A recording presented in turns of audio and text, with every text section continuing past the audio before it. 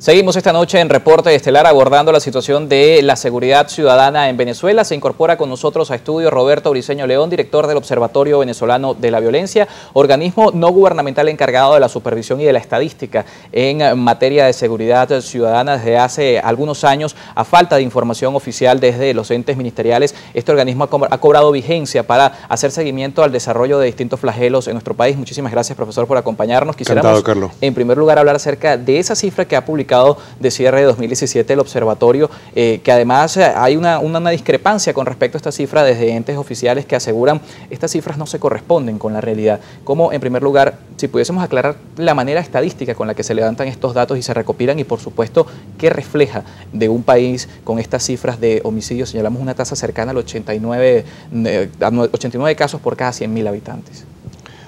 Nosotros en el Observatorio Venezolano de Violencia formamos 7 grupos en 7 ciudades del país. Somos 7 universidades que buscamos recoger información en cada uno de estos estados, en cada una de estas realidades. Utilizamos diversas fuentes. Utilizamos parte de las fuentes oficiales, de los archivos oficiales, que nos hacen llegar ciudadanos interesados en el país y en el problema. Utilizamos nuestras propias encuestas de victimización. Cruzamos las distintas informaciones, hacemos triangulación de todo esto y a partir de allí hacemos un estimado. Al final estas cifras son unos estimados, pero claro, en un país donde hay censura, donde no hay información que se da de manera abierta desde hace más de 10 años, pues estas cifras adquieren una relevancia y sirven a la sociedad para orientarse sobre lo que está ocurriendo.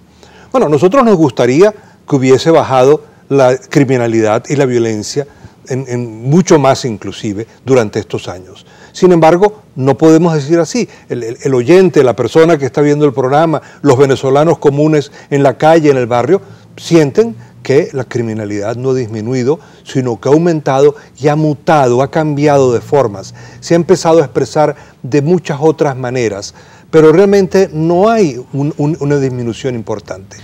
Ahora, ¿y esta disminución que se evidencia, de qué manera el desarrollo del primer semestre de 2017, que fue bien atípico? Vimos una movilización de funcionarios de seguridad para labores de orden público y de alguna manera el país vivió un contexto muy distinto a lo que es su vida regular. ¿De qué manera este factor pudo haber incidido en esa modificación de la estadística? Nosotros creemos que sirvió en la modificación de la realidad, de la actuación de la criminalidad.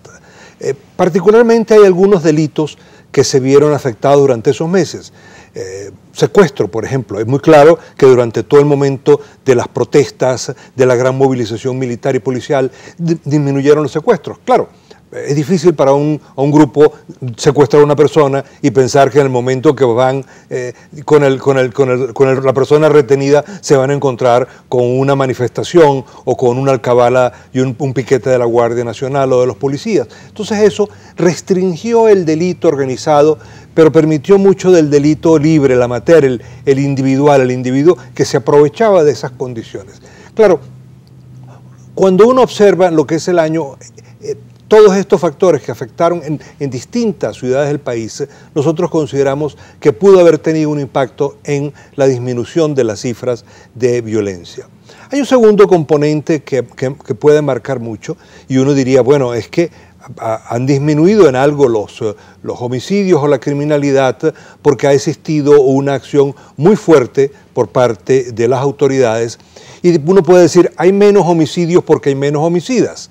Es decir, si calculamos que hubo más de 5.500 personas dadas de baja por la policía, entonces ahí hay una respuesta o una explicación transitoria.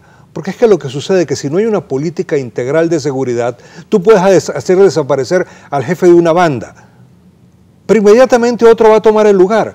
Si hay un nicho de negocio, bien sea por tráfico de droga, por secuestro, por contrabando, ese nicho de negocio lo va a ocupar otro grupo, otra banda. Entonces se requiere de una respuesta de la sociedad una respuesta integral. Sin embargo, en ese renglón de lo que son los homicidios por resistencia a la autoridad, vimos una variación de 2016 a 2017 de apenas 200 casos. De alguna manera no hablamos de una variación muy marcada, pese a que 2017 los operativos a gran escala, como el caso de la OLHP, no se visualizaron luego del segundo semestre en gran medida, como venía ocurriendo tanto en 2016 como 2017 en su primer semestre. ¿De qué manera este factor del tema de los operativos a gran escala, que va vinculado con las megabandas y la desaparición de él, puede también incidir en ese repunte del segundo semestre en cuanto a inseguridad, toda vez que ya hablamos de la irregularidad de este primer semestre con el contexto país? Sí, hay que decir realmente que una cifra de más de 5.000 personas dadas de baja por resistencia a la autoridad es una cifra abismal. Estamos hablando de más de 15 personas fallecidas cada día.